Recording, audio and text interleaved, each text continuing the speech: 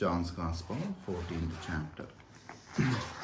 అందరూ మీ యొక్క బైబిల్ గ్రంథము తిప్పవలసిందిగా కోరుకుంటున్నాను. ఇది దేవుని యొక్క వాక్యమై ఉండగా ఆయన మన మీద ప్రేమతో మనకి అందించి ఉండగా ఈ యొక్క వాక్యము మన యొక్క గృహంలో ఉండినట్టయితే ఖచ్చితంగా దాన్ని తీసి చదువుతూ ఆయన వాక్యంని వెంబడించవలసిందిగా కోరుకుంటున్నాను. యోహాను సువార్త 14వ అధ్యాయము. అందులో మనం ఈ యొక్క దినమున 15వ వచనం నుండి 24వ వచనం వరకు చదువుకుందాము.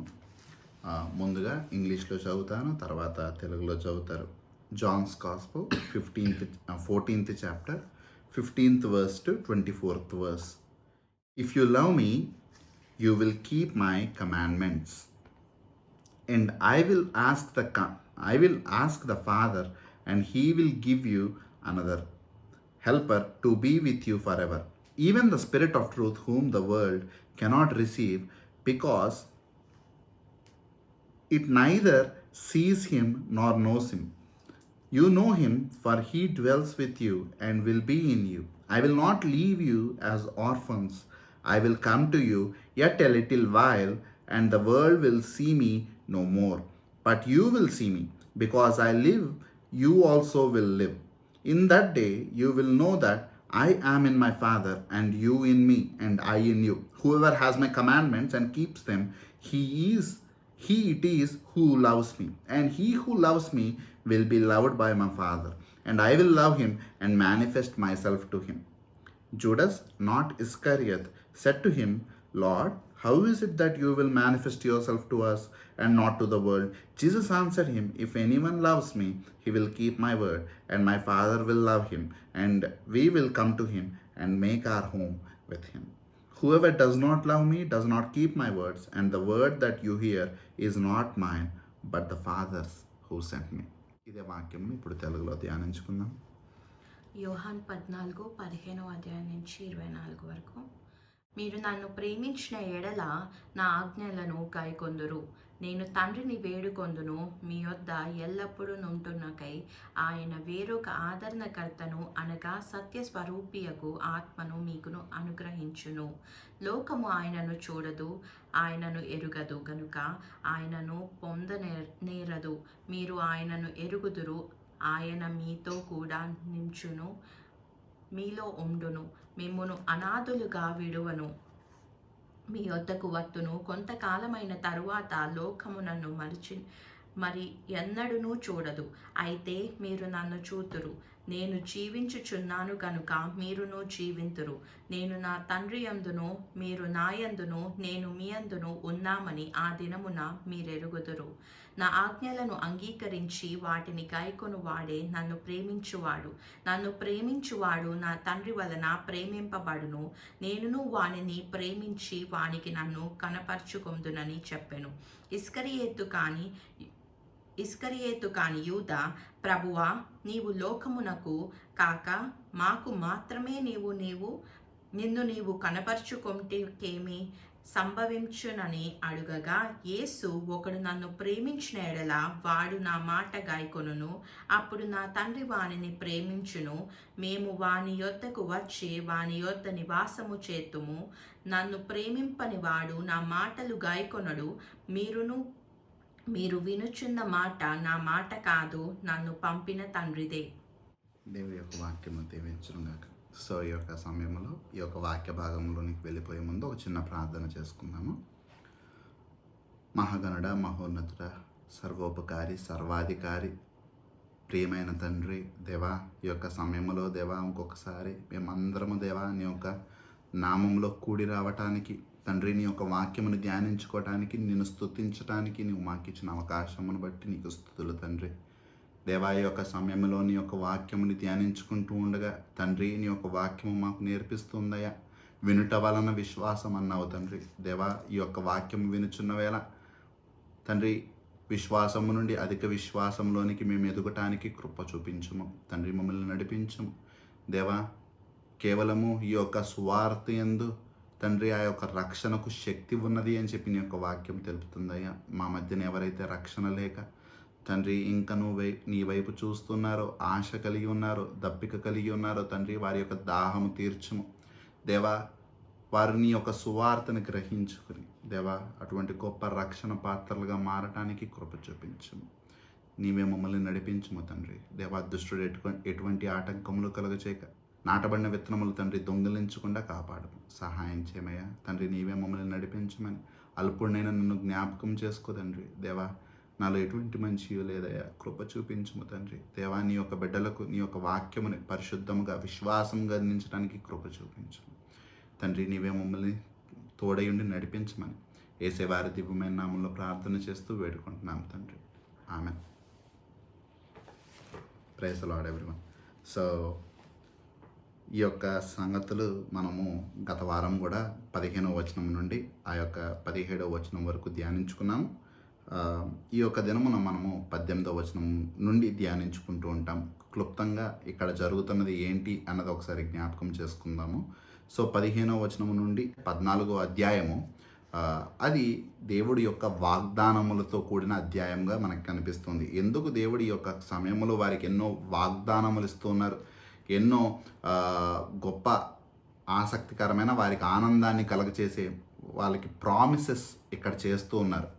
ఎందుకు ఆ ప్రామిసెస్ అన్నట్టయితే వాళ్ళందరూ 14వ అధ్యాయము మొట్టమొదటి వచనంలో చూసుకుంటే వాళ్ళందరూ కలవరపడేవారిగా ఉంటూ ఉన్నారు. అందుకని దేవుడు అంటూ ఉన్నాడు, ఏమంటున్నాడంటే మీ హృదయమును కలవరపడనీయకుడి. అక్కడ వాళ్ళందరూ కలవరానికి గురవుతూ ఉండగా ఆ కలవరపడనీయకుడి అని చెప్పి యేసుక్రీస్తు ప్రభువారు వారికి తెలియపరుస్తూ ఎందుకు కలవరపడద్దు అని చెప్పి ఈ యొక్క వాగ్దానములు వాళ్ళకు ఒక ఊరటనిచ్చే సంగతులను వారికి తెలుపుతూ ఉన్నారు. వాళ్ళ యొక్క ఆ యొక్క కలవరానికి కారణం ఏంటి అంటే యేసుక్రీస్తు ప్రభువారు ఈ లోకంలో వారితో ఉన్న ప్రయాణము ముగించబోతున్నారని చెప్పి యేసుక్రీస్తు ప్రభువారు ఇది ఆ యొక్క మంచి శుక్రవారపు ముందు రోజు సాయంకాలపు సమయమున ఇదంతా జరుగుతూ ఉంది. అంటే మరుసటి రోజున యేసుక్రీస్తు ప్రభువారు ఆ యొక్క శిలువ మరణాన్ని పొందుకోబోతూ ఉన్నారు. 3వ దినమున మళ్ళీ తిరిగి లేవబోతూ ఉన్నారు. 40 దినముల తర్వాత ఆయన పరలోకానికి వెళ్ళిపోబోతూ ఉన్నారు.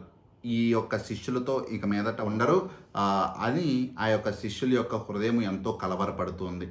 మళ్ళీ మీలో ఒకడు దొంగ మోసగించేవాడు అని చెప్పి తెలియపరచటము, మళ్ళీ మీలో ఒకడు అనగా పేతురు గారు నేనెవరో ఎరగనని చెప్పి 3 సార్లు అబద్ధం ఆడతాడు అని చెప్పేసి ఇటువంటి సంగతులన్నీ యేసుక్రీస్తు ప్రభువారు వారికి తెలియపరిచే పాటికి యేసుక్రీస్తు ప్రభువారు వెళ్ళిపోతూ ఉన్నారు. ఇంకా వారికి తోడుగా ఉండరు. వాళ్ళేమో వాళ్ళ యొక్క పనులన్నీ విడిచిపెట్టి, అంటే చేపలు పట్టుకునే పని కావచ్చు, వేరు పనులు కావచ్చు, వారి యొక్క వ్యాపారాలన్నీ విడిచిపెట్టి యేసుక్రీస్తు ప్రభువారిని వెంబడించటము అన్నది వాళ్ళు చేసుకుంటూ వచ్చారు.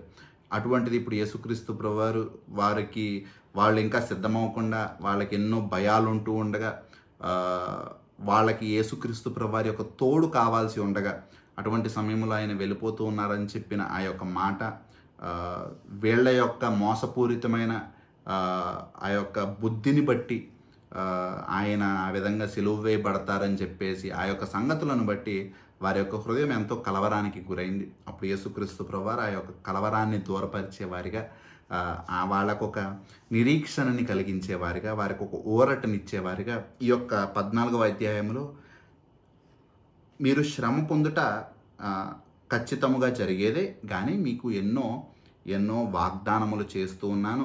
మీరు ఇహలోక సంబంధమైన బాధలు పడవచ్చు, కానీ ఇహలోక సంబంధమైన తిరస్కరింపుకి గురవ్వచ్చు, ఇహలోక సంబంధమైన ఇబ్బందుల్లో మునిగిపోవచ్చు, కానీ ఆ యొక్క పరలోక సంబంధమైనవి, ఆత్మీయమైనవి, నిత్యమైనవి మీకు అనుగ్రహిస్తానని చెప్పి యేసుక్రీస్తు ప్రభువారు ఎన్నో వాగ్దానములు ఇక్కడ వారికి చేస్తూ ఉంటారు. సో అందులో ఒక గొప్ప వాగ్దానము ఏంటి అంటే నేను మీ కొరకు ఆ పరలోకములో ఒక స్థలము సిద్ధపరుస్తున్నాను అని చెప్పి చెప్పటము. సో పరలోకంలో స్థలము సిద్ధపరచడం అంటే మనందరికీ తెలిసినదే. అది మనకి పరలోక మార్గముగా ఉంటుంది. ఇహలోకములో మన యొక్క జీవితాన్ని ముగించుకున్న తర్వాత తాత్కాలికముగా ఈ యొక్క లోకము ఉంటూ ఉండగా, ఎందుకంటే వాక్యంలో స్పష్టంగా రాయబడింది ఈ లోకంలో మన యొక్క ఆయుష్ ఎంత అంటే 70 ఏళ్ళు లేదా 80 ఏళ్ళు అధిక బలం ఉంటే అది కూడా ప్రయాసతో కూడిన జీవితము 70-80 ఏళ్ళు.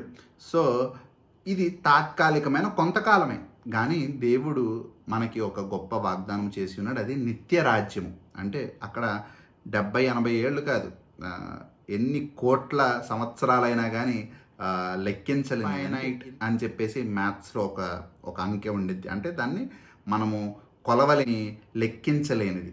అటువంటి జీవితము మనకి ఇంకా ఉంది. అది దేవుడి యొక్క సన్నిధిలో కావచ్చు, లేకపోతే నిత్య నరకాగ్నిలో కావచ్చు. మన యొక్క ఈ లోకంలో, ఈ తాత్కాలికమైన లోకంలో మనం జీవించే జీవితాన్ని బట్టి మనము ఆ యొక్క శాశ్వత లోకంలో ఏ విధంగా జీవించాలన్నది, ఎక్కడ జీవించాలన్నది తీర్పుకి గురైద్ది. సో అటువంటిది యొక్క కేవలం పరీక్షా కాలముగా ఉంటుంది ఈ యొక్క తాత్కాలికమైన లోకము. సో ఈ యొక్క తాత్కాలికమైన లోకంలో పరీక్షకి గురయ్యి, శోధింపబడి, ఈ యొక్క సుఖభోగాల కొరకు, ఈ యొక్క జీవపు డంబము కొరకు, నేత్రాశల కొరకు, శరీరేచ్ఛల కొరకు మనము చోటించి ఈ యొక్క తాత్కాలికంగా జీవించినట్టయితే ఆ యొక్క నిత్యత్వములో ఆయన వాగ్దానం చేసిన ఎన్నో అటువంటి వాగ్దానములు పోగొట్టుకునే వారిగా ఉంటూ ఉన్నాము.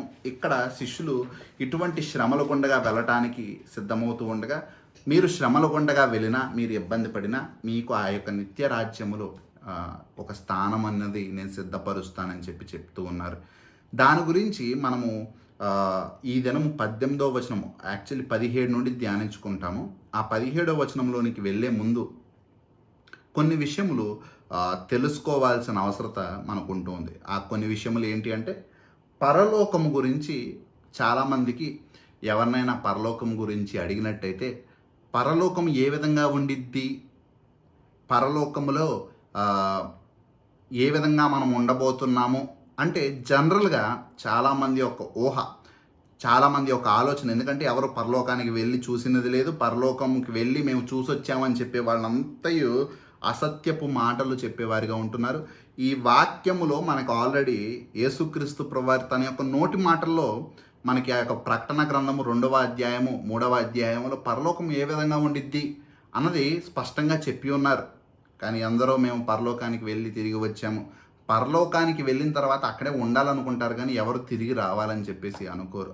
అది అటువంటి దేవుని యొక్క నివాస స్థలముగా ఉంటూ ఉంది. ఆ స్థలాన్ని విడిచి ఈ యొక్క తాత్కాలికమైన పాపముతో నిండిపోయిన, శ్రమలతో కూడిన ఈ యొక్క అల్పమైన లోకంలోనికి రావాలని ఎవరు కోరుకోరు. సో ఆ యొక్క నిత్య రాజ్యపు స్థలం ఏ విధంగా ఉండిద్దని చెప్పి ఒకసారి ప్రశ్నించుకున్నట్టయితే మనందరికీ ఒక ఆలోచన వచ్చింది కదా. ఏమని ఆలోచన వచ్చింది? ఆ యొక్క పరలోక రాజ్యములో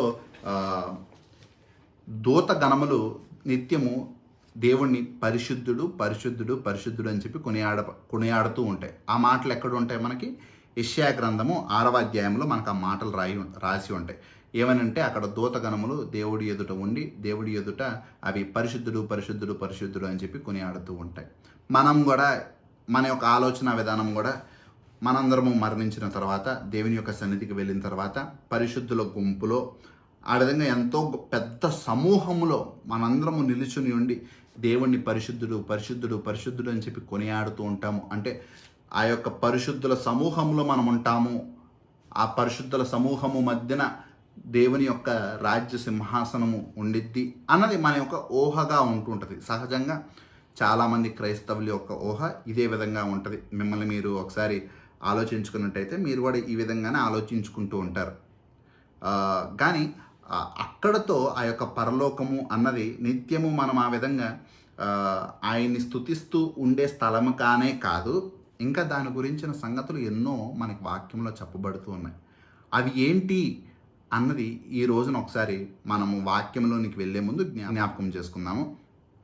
మొట్టమొదటిగా ఆ యొక్క సమూహములోనే మనము ఉండము, కానీ మనకి అంతకంటే శ్రేష్టమైన, అంతకంటే విలువైన ఇంకొక బహుమానము మనకి పరలోకంలో దక్కిద్ది.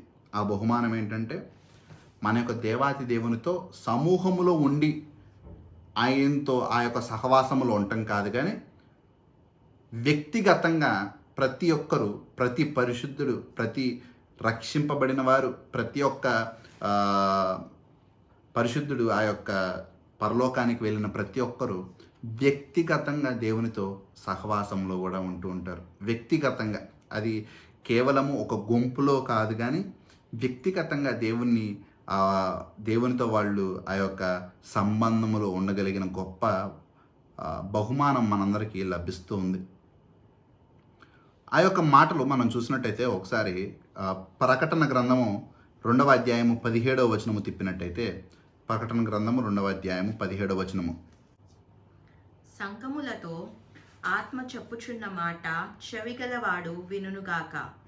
జయించువానికి మరుగై ఉన్న మన్నాను భుజింపటము మరియు అతనికి తెల్ల రాతి నెత్తును, ఆ రాతి మీద చెక్కబడిన యొక్క క్రొత్త పేరుండును పొందిన వానికే గాని అది మరి ఎవనికి తెలియదు.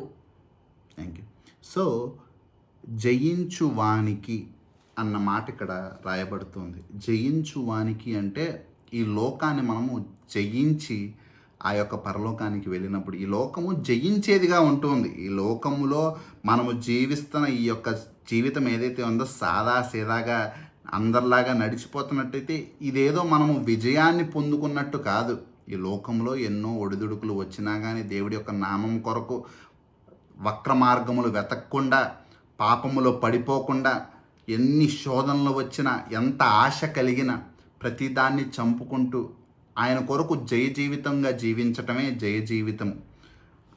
అటువంటి మారు మనసు పొంది రక్షణ పొంది దేవుడి యొక్క పరలోక వారసులుగా ఉన్నవారి గురించి ఇక్కడ చెప్పబడుతున్న మాట ఏంటంటే చూడండి, జయించు వానికి మరుగయ్యున్న మన్నాను భుజింపనిత్తును. మరుగయ్యున్న మన్నా అనగా ఇక్కడ అది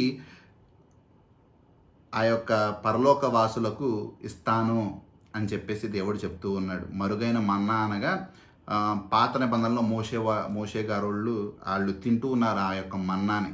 వాళ్ళకి ఆహారం లేని సమయంలో దేవుడు వారికి పైనుండి మన్నాని కురిపించారు. అందరూ అనుకుంటారు మనం ఆ మన్నా తిని అక్కడ బ్రతుకుతామేమో అనుకుంటారు. జ్ఞాపకం ఉంచుకోవాల్సిన విషయం ఏంటంటే పరలోకములో ఈ లోకం వల్లే ఆకలి, దాహము, దప్పిక ఇవేమీ ఉండవండి. ఈ లోకంలోనే మనకి పరీక్షాకాలము, అంటే మనిషికి ఎటువంటి అవసరత లేకుండా ఉంటే ఎటువంటి పరీక్షలాగా ఉండదు కనుక ఆకలి వచ్చినా, దాహం వేసినా, నిద్ర వచ్చినా, ఎటువంటి కష్టములు ఈ యొక్క లోకంలో ఉండిన దారి తప్పకుండా చెడు మార్గములో నడవక దేవుని కొరకు సరి అయిన మార్గంలో నడువుటయే దేవుడు మనకు పెట్టిన యొక్క లోకంలో పరీక్ష. సో అప్పుడు మనకి మన్నాని ఇస్తూ ఉన్నాడు. ఆ మన్నాని యొక్క అర్థము ఏంటి అన్నది మనం చూసుకున్నట్టయితే, మన్నా అంటే జనరల్గా అది రొట్టెగా మనకి కనిపిస్తోంది. దేవుని యొక్క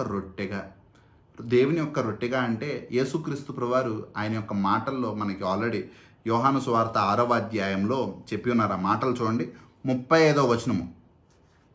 అందుకు యేసు వారితో ఇట్లనెను, జీవాహారము నేనే, నా యొద్దకు వచ్చేవాడు ఏ మాత్రమును ఆకలి కొనడు.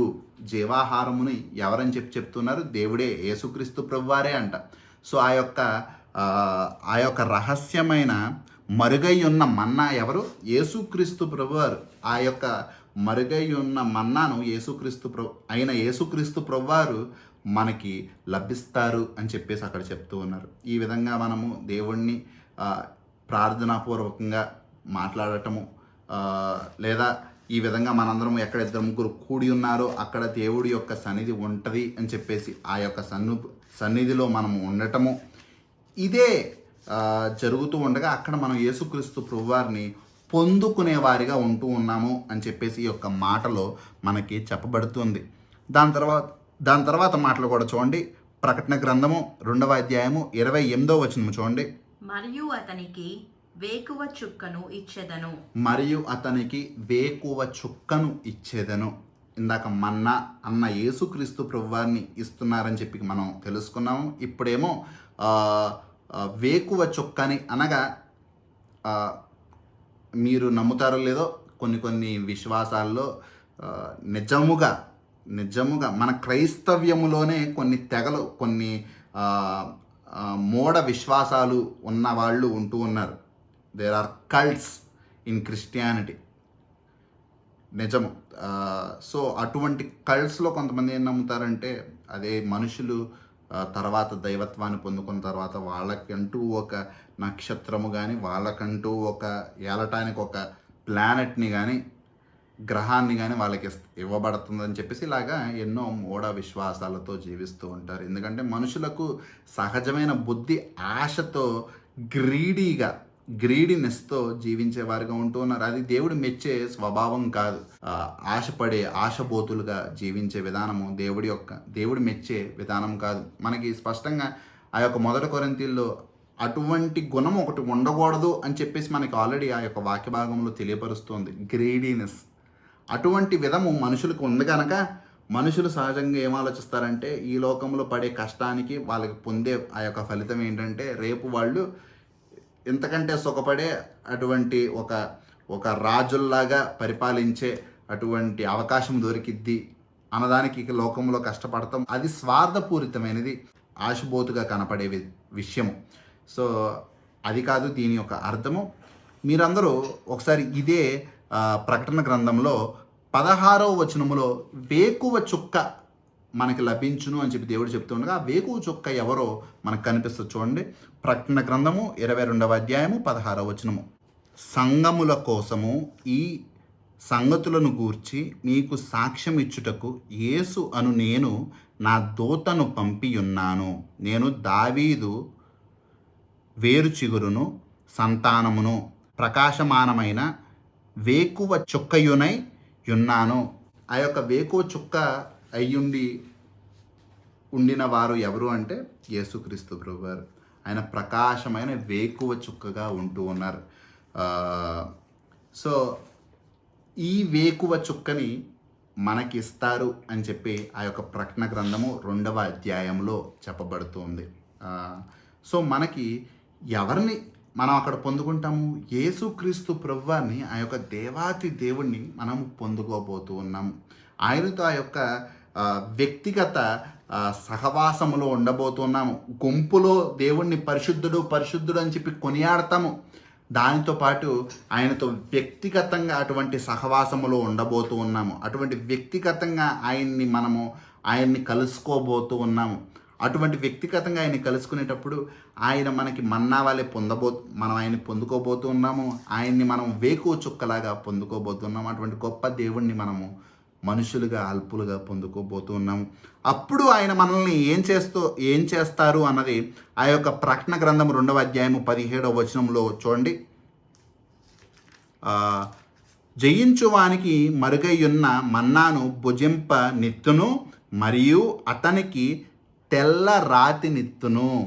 ఒక తెల్లరాయి అంటే లిటరల్గా తెల్లరాయి అని కాదు, ఒక రకమైన బహుమానానికి సూచనగా అక్కడ కనిపిస్తుంది తెల్లరాయి. ఆ రాతి మీద చెక్కబడిన యొక్క క్రొత్త పేరుండును పొందిన వానికే కానీ అది మరి ఎవ్వనికి తెలియదు. అంటే ఈ కాలంలో మనం చూసినట్టయితే ఉదాహరణకు నా పేరు రాకేష్ అయితే నా పేరు వంటి పేరు ఎందరికో ఉంది. నాది ప్రత్యేకమైన పేరు కాదు. నాలాంటి పేర్లు చాలామందికి పెట్టుకుంటూ ఉన్నారు. సో ఇక్కడ యేసుక్రీస్తు ప్రభువారు చెప్పబడుతున్న వాగ్దానం ఏంటి అంటే ఒక వ్యక్తిగత సంబంధములో మనం అక్కడ దేవునితో ఉండబోతున్నాము. ఎన్ని కోట్ల జనములు దేవుడి యొక్క సన్నిధిని చేరుకున్నా ఆయన యొక్క ప్రతి ఒక్క పరిశుద్ధుడు ఆయనకి చాలా ముఖ్యమైన వారిగానే ఉంటూ ఉన్నారు. ఆ ప్రతి పరిశుద్ధుడికి ఆయన ఒక తెల్లరాతి మీద ఒక ప్రత్యేకమైన పేరు చెక్కి ఇవ్వబోతున్నాడు. ఆ యొక్క ప్రత్యేకమైన పేరు ఇంకెవరికీ ఉండదు. ప్రతి ఒక్కరికి ఆయన ఒక సొంత పేరు పెట్టుకోబోతున్నారు. ఎందుకంటే ఆ యొక్క వ్యక్తిగతమైన సంబంధం అంటే ఫర్ ఎగ్జాంపుల్ ఇప్పుడు నేను పరలోకానికి వెళ్ళినట్టయితే నాకు ఈ లోకంలో రాకేష్ అనే పేరు ఉండొచ్చు, కానీ ఇది పరలోకంలో నా దేవుడు నాకు ఏదో ఒక పేరు ఇవ్వచ్చు. నాకు పెట్టిన పేరు ఇంకెవరికి ఉండదు.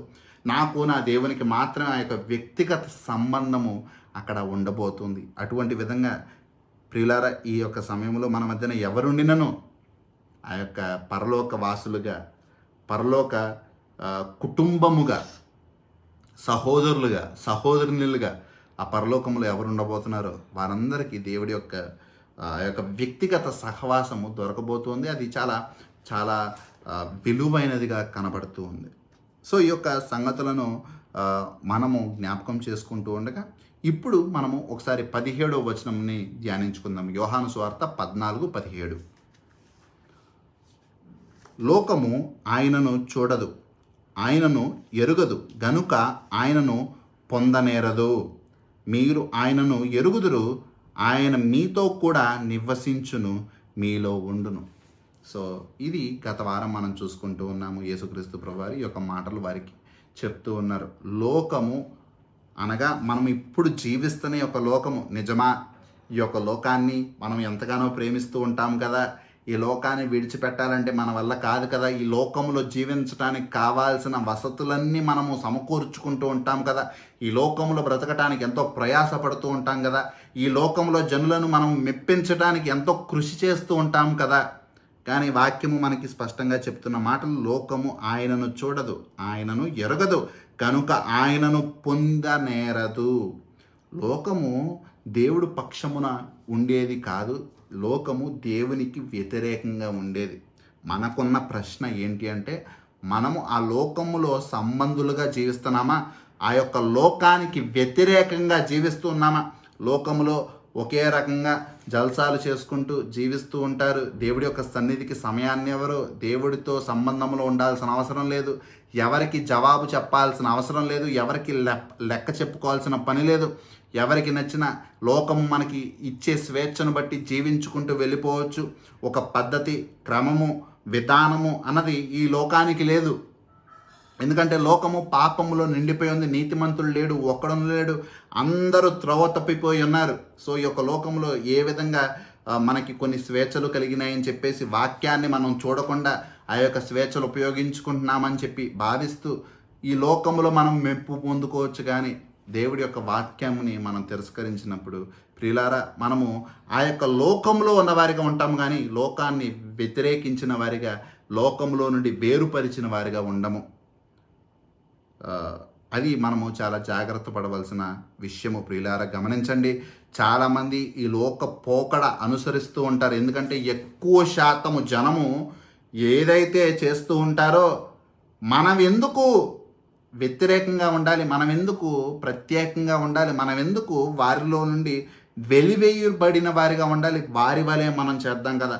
ఎవరైనా మనము వింటూ ఉన్నప్పుడు చాలామంది మాటలు చెప్తూ ఉంటారు, వీళ్ళందరూ ఒకవైపు నడుస్తుంటే నువ్వు ఒక్కడే వాటిపోతానంటావేంటి, వీళ్ళందరూ ఈ విధంగా శని ఆదివారాలు ఎంజాయ్ చేస్తుంటే మీరొక్కళ్ళే ఎందుకు సంఘము, ప్రార్థన లేదా దేవుడి యొక్క వాక్యము అని చెప్పుకుని ఆలాడుతూ ఉంటారు. ప్రతి ఒక్కరు బయటికి వెళ్ళి తిరుగుతూ ఉంటుంటే మీరు మాత్రమే ఎందుకు దేవుడి కొరకు నిలబడుతూ ఉంటారు. ఇటువంటి విధంగా చాలామంది మాట్లాడుతూ ఉంటారు పిల్లరా. కానీ జ్ఞాపకం ఉంచుకోవాల్సిన విషయము, జాగ్రత్త పడవలసిన విషయము ఏంటి అంటే, ఈ లోకము పోకడ అనుసరించేది అన్నది మాత్రము మనము చేయకుండా జీవించాల్సినది. అది మాత్రము జాగ్రత్తగా గమనించాల్సిన విషయము. ఇక్కడ కూడా అందుకే యేసుక్రీస్తు ప్రభువారు యోహాను సువార్త 14:17లో చెప్తున్నారు, లోకము ఆయనను చూడదు, ఆయనను ఎరగదు కనుక ఆయనను పొందనేరదు. యేసుక్రీస్తు ప్రభువారు ఈ లోకము లేదా లోకం యొక్క పోకడని ఎక్కడ ఆయన అభినందించట్లేదు, కానీ దాన్ని వ్యతిరేకిస్తూ ఉన్నారు, దాన్ని తిరస్కరిస్తూ ఉన్నారు. ఎందుకంటే లోకము పాపముతో నిండి ఉన్నది. దాని ప్రకారంగా నడుచుకుంటే లోక జ్ఞానము, లౌక్యము మనకి బాగా తెలుస్తుందని చెప్పి మన యొక్క లోకములో ఉన్న చుట్టుపక్కల జనులు మెచ్చుకోవచ్చు, కానీ మన యొక్క దేవుడు మాత్రము ఖచ్చితంగా ఈ లోకాన్ని ప్రేమించిన వారిలో దేవుని తండ్రి యొక్క ప్రేమ ఉండదు అని చెప్పి మనల్ని తిరస్కరించేవాడిగా ఉంటూ ఉన్నాడు. లౌక్యం మనకి అవసరం లేదు ప్రియులారా, మనకి కావాల్సిందల్లా బైబిల్ జ్ఞానము. సో యోహాను సువార్త 15:18 కూడా దీని గురించిన సంగతులు చెప్తూ ఉన్నారు. యోహాను సువార్త 15:18 లోకము మిమ్మును ద్వేషించిన ఎడల మీకంటే ముందుగా నన్ను ద్వేషించనని మీరెరుగుదురు. ఈ లోకము యేసుక్రీస్తు ప్రభువారిని హత్తుకోలేదు, యేసుక్రీస్తు ప్రభువారిని తిరస్కరించింది. యేసుక్రీస్తు ప్రభువారిని హత్తుకున్నది కేవలం ఈ యొక్క లోకంలో 11 మంది శిష్యులే. 12 ఆయన్ని వెంబడించారు, అందులో ఒకడు దొంగ, మిగిలింది 11 మంది శిష్యులు మాత్రమే యేసుక్రీస్తు ప్రభువారిని వెంబడిస్తూ జీవించారు. ఈ లోకమంతయు యేసుక్రీస్తు ప్రభువారిని తిరస్కరించింది. జ్ఞాపకం ఉంచుకోవాల్సింది ఏంటంటే, ఆయన్ని తిరస్కరించిన ఈ యొక్క లోకము ఆయన్ని వెంబడించే క్రైస్తవులను కూడా తిరస్కరించిద్ది. మళ్ళీ చెప్తున్నాను, ఆయన్ని వెంబడించే క్రైస్తవులు అని చెప్పుకునే ఈ లోకపరంగా జీవించే వారిని కాదు, నిజముగా యేసుక్రీస్తు ప్రభువారిలాగా జీవించే వారిని లోకము తిరస్కరించింది. లోకము తిరస్కరించిందంటేనే వాళ్ళు నిజమైన క్రైస్తవులు. లోకం వాళ్ళని వాళ్ళ యొక్క మెడల మీద మోస్తూ ఉంది. లోకం వారిని పట్టుకుని అందరికంటే గొప్పగా చూపిస్తుంది. వాళ్ళు జాగ్రత్త పడవలసిన విషయము అక్కడ మనకు కనిపిస్తూ ఉంది. వాళ్ళని లోకము స్వీకరిస్తుంది, లోకము వారితో ఆనందిస్తుంది. జనులు వారిని మోస్తున్నారు పల్లకిల్లో అంటే జాగ్రత్త పడవలసిన విషయము. మత్తయి సువార్త 5వ అధ్యాయము 11వ వచనం చూడండి ప్రియులారా. నా నిమిత్తము జనులు మిమ్మును నిందించి హింసించి మీ మీద అబద్ధముగా చెడు మాటలెల్లా పలుకునప్పుడు మీరు ధన్యులు. నా నిమిత్తము జనులు మిమ్మును నిందించి హింసించి మీ మీద అబద్ధముగా చెడు మాటలెల్లా పలుకునప్పుడు మీరు ధన్యులు. ఈ యొక్క జనులు లేదా ఈ యొక్క లోకము ఆయన యొక్క నామము కొరకు మనల్ని హింసించినను, మనల్ని బాధించినను, మనల్ని తిరస్కరించినను మనము నిజంగా దేవుని యొక్క నామం కొరకు జీవించినట్టయితే అది ధన్యత. మనము ధన్యులము. మత్తయి సువార్త 5వ అధ్యాయము 12వ వచనము. సంతోషించి ఆనందించుడి, పరలోకమందు మీ ఫలము అధికమగును, ఈలాగున వారు మీకు పూర్వమందు ఉండిన ప్రవక్తలను కూడా హింసించిరి. సంతోషపడి ఆనందించుడి. లోకం మిమ్మల్ని తిరస్కరిస్తుంది, ఆనందించుడి. మీరు దేవునితో సంబంధంలో ఉన్నారని మీకు అదొక ప్రూఫ్. లోకం మిమ్మల్ని హింసిస్తుంది, బాధిస్తుంది, వేధిస్తుంది, ఎన్నో శోధనలు కలుగుతున్నాయి, ఆనందించుడి. ఎందుకంటే పరలోకములో మీ ఫలము అధికముగా ఉండును. ఈ లోకములో మనుషులతో రాజీ పడిపోయి, ఈ లోక విధానాలకి రాజీ పడిపోయి, ఈ లోకం చెప్పే ప్రతి విధమైన వాక్య విరుద్ధమైన ప్రతి విషయములు మనం రాజీ పడిపోయి జీవించినట్టయితే జాగ్రత్త పడు ప్రియులారా. దేవుడు మనల్ని ఎరగను అని చెప్పేవాడిగా ఉంటూ ఉన్నాడు. ఈ లోకములో మనకి ఎదుర్కొన్న ఏ విధమైన ఇబ్బంది కావచ్చు, ఈ లోకం ఒక విధంగా నడవమంటే దేవుడు ఇంకొక మార్గాన్ని మనకు చూపిస్తుంటే, ఈ మార్గంలో నేను నడవను, దేవుడు చెప్పిన మార్గంలో నేను నడుస్తాను అని చెప్పటానికి, దేవుణ్ణి జనుల ముందు అంగీకరించటానికి, వాళ్ళ చేత తిరస్కరించబడటానికి చాలా అవకాశం కనిపిస్తూ ఉంది. అయినా కానీ భయపడుకుడి, మీకు పరలోకమందు మీ ఫలము అధికముగా ఉండును. జ్ఞాపకం ఉంచుకోండి, ఈ యొక్క లోకమే యేసుక్రీస్తు ప్రభువాన్ని ఫరసీయులు వెంటుండే వారికి భజన చేయలేదని చెప్పి తిరస్కరించింది. ఈ లోకమే ఆ యొక్క అధికారులకు లోబడి యేసుక్రీస్తు ప్రభువారు ఉండలేదని చెప్పి ఆ యొక్క శిలువు మీద ఆయన్ని మరణానికి గురి చేసింది. ఈ లోకమే ఎందరో ప్రవక్తలను దేవుడు వీరి కొరకు పంపిస్తే వీళ్ళని వాళ్ళు హెచ్చరించినందుకు వాళ్ళని చంపివేసి హింసించింది. లోకం అదే విధంగా ఉంటుంది ప్రియులారా. లోకం ఎప్పుడు మనం చేసే పనులకి బాసటగా ఉండదు, మనం చేసే పనులకు ఎక్కడ అది తోడుగా ఉండదు. ఒకవేళ మనం చేసే పనికి లోకము తోడుగా ఉంటుందంటే దాని అర్థము మనం చేస్తుంది దేవుడికి వ్యతిరేకమైనదని. మనం దేవుడి ప్రకారంగా జీవించినట్టయితే ఖచ్చితంగా ఈ యొక్క లోకము మనల్ని తిరస్కరించేదిగా ఉంటుంది. చూడండి, మీరు నిజముగా అక్రమాలు, నిజంగా పాపములు, నిజముగా చెడు పనులు చేసేవారికి ఈ యొక్క లోకము ఎప్పుడు బాసటగానే ఉండిద్ది, వారి వెంట తిరుగుతూనే ఉంటుంది. వాళ్ళు ఆ విధంగానే జీవిస్తూ ఉంటారు.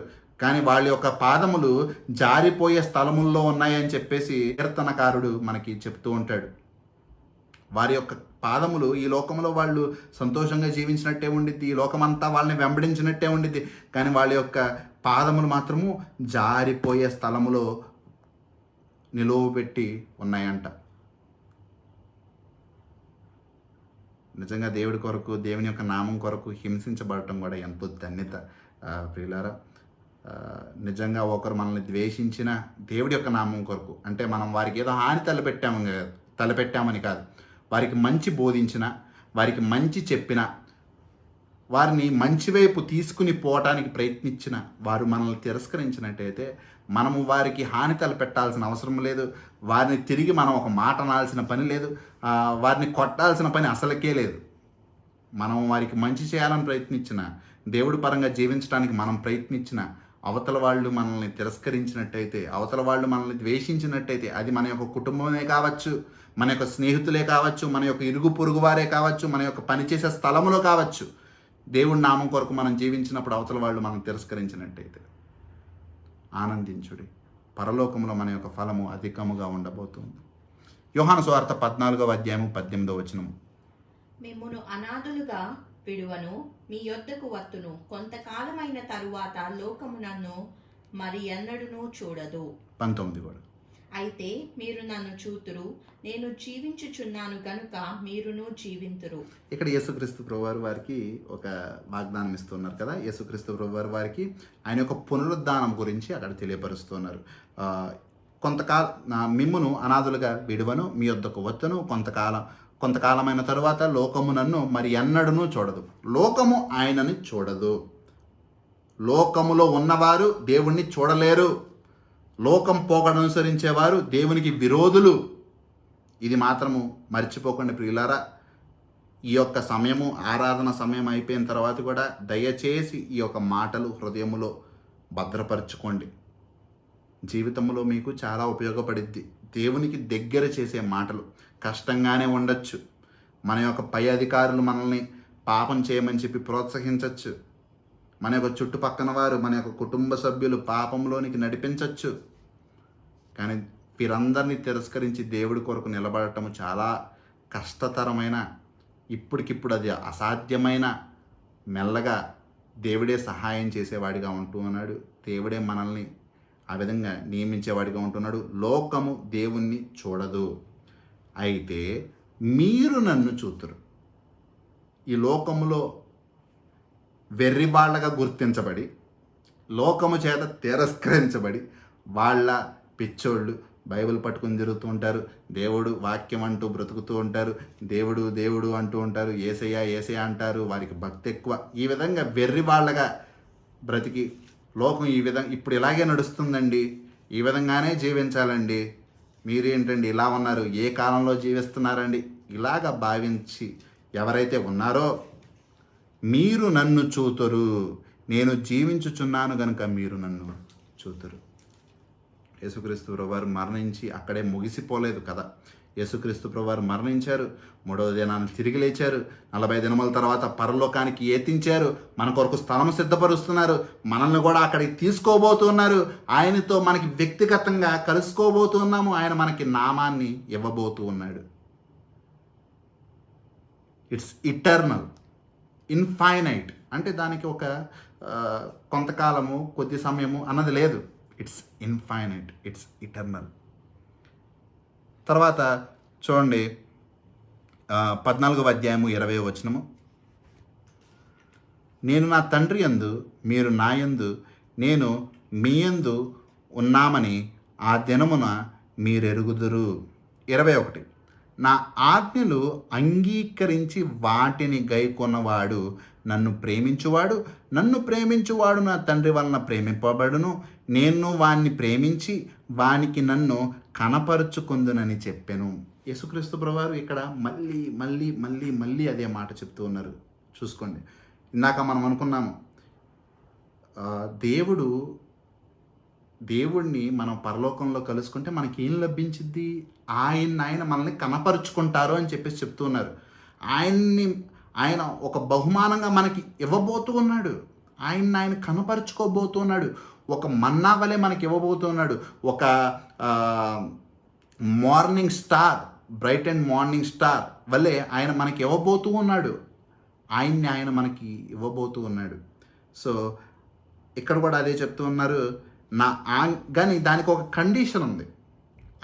ఆయన మనకి అగపరుచుకోవటానికి, ఆయన మనం చూడటానికి, ఆయనతో సహవాసంలో ఉండటానికి, మన సృష్టికర్తతో మనము మన యొక్క నిత్యత్వంలో జీవించడానికి చాలామంది ఈ లోకంలో ఇన్సూరెన్స్ చేయించుకుంటూ ఉంటారు కదా. వారి యొక్క ఈ లోకంలో ఏ విధంగా జీవితం ఉండిద్దో తెలియదు కనుక, ఆ యొక్క అనిశ్చితత ఈ యొక్క లోకంలో ఉంది కనుక వాళ్ళందరూ చాలామంది ఇన్సూరెన్స్ చేసుకుంటూ ఉంటారు. కానీ క్రైస్తవునికి ఉన్న ఏకైక ఇన్సూరెన్స్ యేసుక్రీస్తు ప్రభువారు, ఆయన యందు విశ్వాసము, అంతే. ఈ లోకములో కాదు, కానీ ఆ యొక్క నిత్య లోకములో, ఆ యొక్క పరలోకములో దేవునితో మనము ఉండే అటువంటి గొప్ప ధన్యత.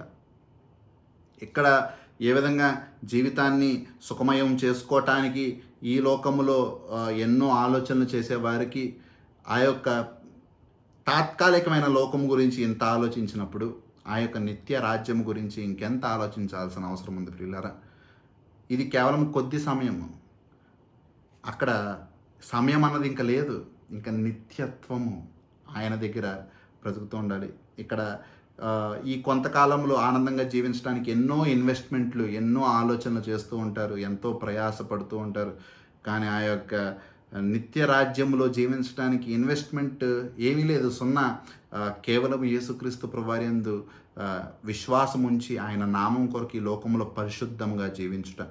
కానీ ఆ కండిషన్ మాత్రం ఒకటి ఉంది, నా ఆజ్ఞలను అంగీకరించి వాటిని గైకొనువాడే. యోహాను సువార్త 14:21.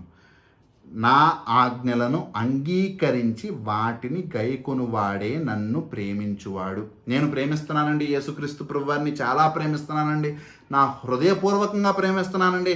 కానీ దేవుడికి ప్రార్థన చేసుకునే అవకాశం నాకు దొరకదండి. నేను దేవుడిని ఈ ప్రపంచం అందరికంటే ఎక్కువ ప్రేమిస్తున్నానండి, కానీ దేవుడి యొక్క వాక్యం చదువుకునే సమయం నాకు లేదండి. దేవుడిని నేను ఎంతగా ప్రేమిస్తున్నానంటే కనీసం ఆయనకి నా 24 గంటలు కొద్ది సమయం కూడా ఇచ్చే స్థితిలో నేను లేనండి. ఈ మాటలు అన్నదానికి అర్థం లేదు పిల్లారా. నిజముగా మనము దేన్నైనా ప్రేమించినట్టయితే దానికంటూ మన యొక్క జీవితంలో ఒక స్థానం ఉంటూ ఉంది, దానికంటూ ఒక విలువ మన యొక్క జీవితంలో ఉంటూ ఉంది. దాన్ని మనము టేక్ ఇట్ ఫర్ గ్రాంటెడ్గా తీసుకునే వారిగా మనం ఉండకూడదు. దానికంటూ మనము ఒక నియమ నిబంధనతో కలిగి జీవించాల్సిన అవసరం ఉంటూ ఉంది. మనం ఆయన్ని ప్రేమిస్తున్నామంటే ఆయన చెప్పింది చేస్తూ ఉన్నామని. ఈ లోకంలో మనం దేన్నైనా ప్రేమించవచ్చు, వారికి జ్ఞానం లేదు లేదా వారు చెప్పేదానికి అర్థం లేదు కాబట్టి మనం వాళ్ళని ప్రేమించినా కానీ వాళ్ళు చెప్పింది మాత్రం చేయము అనుకోవడానికి ఒక అర్థం ఉంది. కానీ పరలోకంలో దేవాతి దేవుడి యొక్క జ్ఞానానికి మించిన జ్ఞానం ఏముంది? ఆయనకంటే జ్ఞానవంతులు ఎవరున్నారు? ఆయనకంటే తెలివైన వారు ఎవరున్నారు?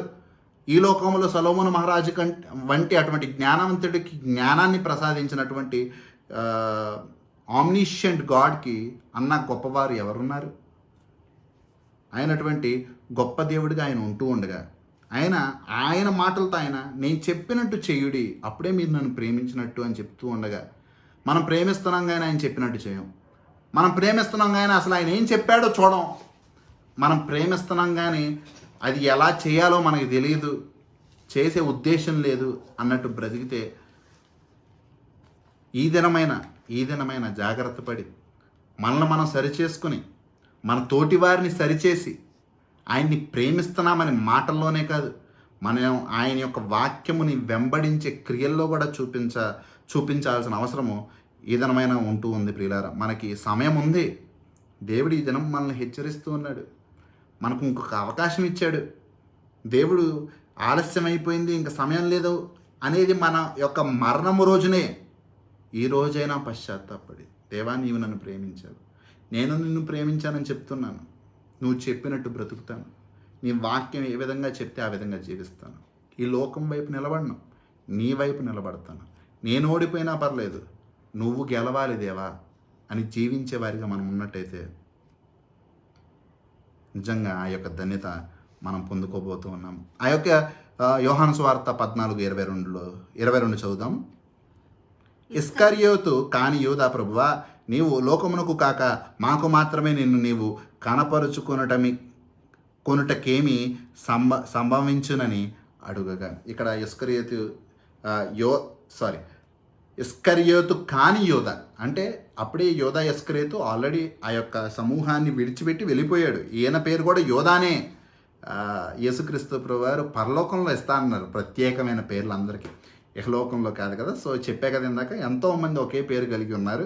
సో ఇక్కడ అందుకే చెప్పబడుతున్న మాట ఏంటంటే ఇస్కరియోతు కాని యోధ అంటే ఈయన వేరొక యోధ ఏం చేస్తున్నాడు? ఆయనకు ఒక సందేహం వచ్చింది. అదేంటి దేవా, నువ్వు మాకు ఇటువంటి సంగతులన్నీ బయలుపరిచేవి, ఇదే విషయాలు లోకానికి కూడా నీవు చెప్పినట్టయితే మేము ఆ యొక్క లోకములో ఎటువంటి శ్రమ పొందుకోకుండా అందరి చేత స్వీకరించబడి జీవిస్తాం కదా.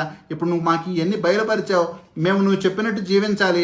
లోకమేమో వేరే విధంగా జీవిస్తూ ఉంటుంది, ఎక్కడ పొంత కుదరదు. వాళ్ళేమో మమ్మల్ని తిరస్కరిస్తారు, మేమేమో వారి చేత వెలివేయబడతాము, వారి చేత హింసించబడతాము అని చెప్పేసి ఒక భయాన్ని అక్కడ ఆ శిష్యుడు వ్యక్తపరుస్తున్నాడు. నిజంగానే పరీక్ష అంటే ఇటువంటి విధంగానే ఉంటూ ఉంటుంది.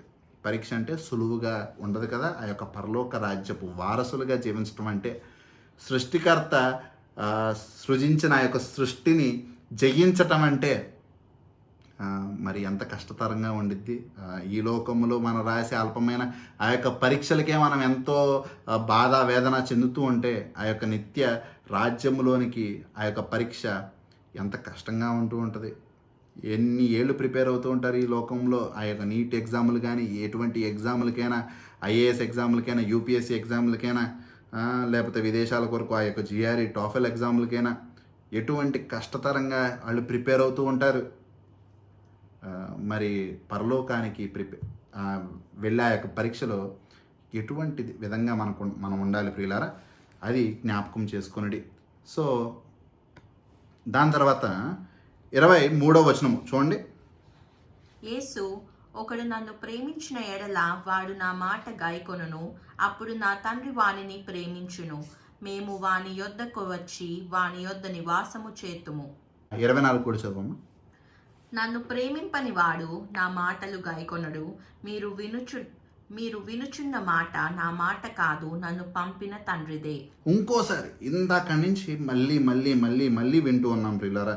చూడండి 21వ వచనంలో కూడా మనం చూసాము, నా ఆజ్ఞలు అంగీకరించి వాటిని గైకొను వాడే. ఇక్కడ 24లో కూడా 23, 24లో కూడా యేసు, ఒకడు నన్ను ప్రేమించిన ఎడల వాడు నా మాట గైకొనును. 24 ప్రేమించిన వాడు నా మాటలు గైకొన్నాడు అంటే ప్రేమించేవాడు గైకొంటాడు. సో ప్రతిసారి దాని మీద ఒక ఎంఫసిస్ అక్కడ జరుగుతుంది. ఏంటి? యేసుక్రీస్తు ప్రభువారు చెప్పిన మాటలు గైకొనటం, యేసుక్రీస్తు ప్రభువారు చెప్పినట్టు ఒబే చేయటం, దేవుడు చెప్పినట్టు మనం ఆయన్ని ప్రేమించినట్టయితే ఆయన యొక్క మాటలకు లోబడి జీవించటము. నేను గత వారం కూడా ఈ యొక్క మాటలను జ్ఞాపకం చేసుకున్నప్పుడు చెప్పాను ప్రియులారా, దేవుడి యొక్క మాటలు గైకొనటము అంటే లోబడి జీవించటము, ఆ యొక్క ఒబీడియన్స్ క్రైస్తవులుగా మనకి చాలా అవసరత ఉంటూ ఉంది. ఎందుకంటే ఈ లోకంలో నిజంగా దేవుడిని, ఆయన యొక్క వాక్యంని టేక్ ఇట్ ఫర్ గ్రాంటెడ్గా, ఎందుకంటే దేవుడు క్షమించే దేవుడే కదా, దేవుడు ప్రేమించే దేవుడే కదా అని చెప్పి ఏముంది, ఇప్పటికిప్పుడు తప్పు చేయొచ్చు, రాత్రి మనకు అవకాశం దొరికితే ప్రార్థన చేసి వేడుకోవచ్చు, రేపు తప్పు చేయొచ్చు, అవకాశం దొరికితే ప్రార్థన చేసి దేవా క్షమించమని అడగచ్చు అని ఈ విధంగా ఎందరో క్రైస్తవులు, వ్యక్తిగతంగా నేను కూడా ఎన్నోసార్లు పొరబడుతూ ఉంటా. అది నిజంగా పెద్ద పొరపాటు ప్రియులారా. దేవా మేము ఇటువంటి దౌర్భాగ్య జీవితంలోనే జీవిస్తూ ఉంటున్నాము, రేపు జీవిస్తాము, ఎల్లుండి జీవిస్తాము, మా యొక్క జీవితం కాలం ఈ యొక్క లోకంలో ఎప్పటి వరకు ఉందో అలాగే మా యొక్క సొంత శరీరేచ్ఛల కొరకు, మా యొక్క అవసరతల కొరకు మేము ఈ విధంగానే దౌర్భాగ్యులుగా జీవిస్తాము. కానీ దేవా నీవు మాత్రము నన్ను క్షమిస్తూ వస్తున్నావు అని చెప్పి అదే విధమైన జీవితాన్ని కోరుకోవటము చాలా భయంకరమైనది ప్రియులారా. మార్పు అన్నది పశ్చాత్తాపముతో కూడినది. పశ్చాత్తాపం అనేది నేను ఈ రోజు నుండి ఆ యొక్క పనిని మళ్ళీ చేయను అనుకోవటమే పశ్చాత్తాపం. అంతేగాని నేను ఇప్పుడు ఈ రోజున ఒక తప్పు చేశాను, రేపు అదే చేస్తాను, ఎల్లుండి అదే చేస్తాను, ప్రతిసారి వచ్చి దేవా క్షమించు అని చెప్తాను, అది నిజమైన పశ్చాత్తాపం కాదు ప్రియులారా. అది కేవలము ఒక విధమైన రిమార్స్. యోధా ఇస్కరియోతు కూడా అటువంటి పనే చేశాడు. యోధా ఇస్కరియోతు కూడా ఆ యొక్క 30 నాణేలు తీసుకెళ్ళి ఇసురు కొట్టాడు, నేను చేసింది తప్పు అని. కానీ మారుమనసు పొందుకున్నాడా? రక్షింపబడ్డా? పరలోక రాజ్యంలోనికి ప్రవేశించాడా? నాశన పాత్రుడు ఈ యొక్క లోకంలో జీవించాడు. కానీ పేతురు గారు మాత్రము ఒక్కసారి ఆ యొక్క దేవుడిని ఎరగను అని చెప్పి ఆ యొక్క 3 సార్లు బొంకిన తర్వాత, ఆయన పశ్చాత్తాపడిన తర్వాత ఆయన తిరగతిప్పి సిలువ వేయబడ్డాడే కానీ దేవుడి కొరకు మళ్ళీ ఎప్పుడు ఆ యొక్క తప్పుని ఆయన చేయలేదు. అది పశ్చాత్తాపం అంటే.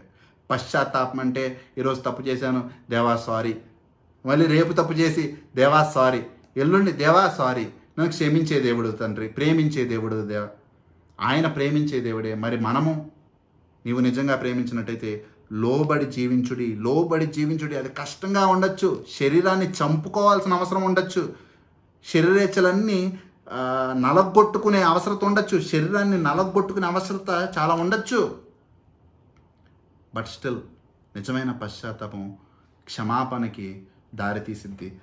అంతేగాని ఉత్తుత్తిగా ప్రతిసారి తప్పు చేసినప్పుడు క్షమించు దేవా అన్న మాటలు మనకి క్షమాపణ కలుగు చేయవు. పశ్చాత్తాపము మనకి క్షమాపణ దొరికేదిగా ఉంటూ ఉంది. So love and obey. దేవుణ్ణి ప్రేమించుడి, ఆయనకి లోబడుడి, దేవుడి యొక్క వాక్యాన్ని గైకొనుడి.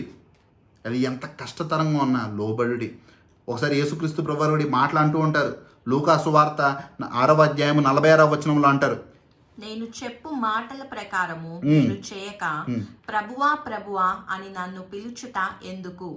మీరు యేసుక్రీస్తు ప్రభువారు చెప్పినట్టు చేయక ఆయన్ని ప్రభువా ప్రభువా అని పిలవటానికి ఇంకా అవసరత ఏమి? ఎందుకంటే ప్రభువా అంటే అర్థం ఏంటి? ప్రభువా అంటే అర్థం ఏంటంటే ఆయన మన యొక్క యజమాని అని, మనం ఆయన యొక్క పనివారమని, ఇంకా లోతుగా చెప్పాలంటే మనం ఆయన యొక్క బానిసలమని.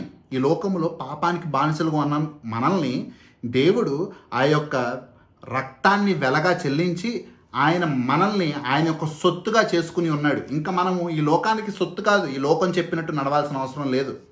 మనము దేవుని యొక్క సొత్తుగా ఉంటూ ఉన్నాము, దేవుడు చెప్పినట్టు చేసేవారిగా ఉంటూ ఉండాలి. మనం ఈ లోకానికే సొత్తు, దేవుడు చెప్పినట్టు చేయము. లోకంలో మనకు కావాల్సినవన్నీ చేసుకుంటూ వెళ్తూ ఉంటాము, మనకు నచ్చిన విధంగా జీవిస్తూ ఉంటాము. మన యొక్క కోరికలు, మన యొక్క శరీరేచ్ఛలు, జీవకుటుంబాన్ని మనం పెంచి పోషించుకుంటాము అన్నట్టయితే ప్రియులారా, మనము ఈ లోకాన్ని ప్రభువా అని చెప్పి పిలవాల్సిన అవసరం ఉంటూ ఉంది. నిజమైన దేవుణ్ణి ప్రభువా అని పిలవకుండా ఉండటము మంచిదన్నట్టు ఇక్కడ లూకా సువార్త 6వ అధ్యాయం 46వ వచనంలో దేవుడు చెప్తున్నాడు. ఆయన చెప్పినట్టు చేసినప్పుడు ఆయన్ని ప్రభువా అంటే ఆయన మన ప్రభువుగా ఉంటూ ఉన్నాడు, మనం ఆయన యొక్క బానిసగా లేదా ఆయన యొక్క పనివారిగా మనం ఉంటూ ఉన్నాము. ఆయన ఏ విధంగా చేయమంటే మనం ఆ విధంగా చేసేవారిగా ఉన్నప్పుడు ఆయన్ని ప్రభువా అంటంలో అర్థం ఉంది. మనం ఆయన్ని ప్రభువా అంటాము, దేవా అంటాము, కానీ ఆయన యొక్క వాక్యాన్ని గైకొనము.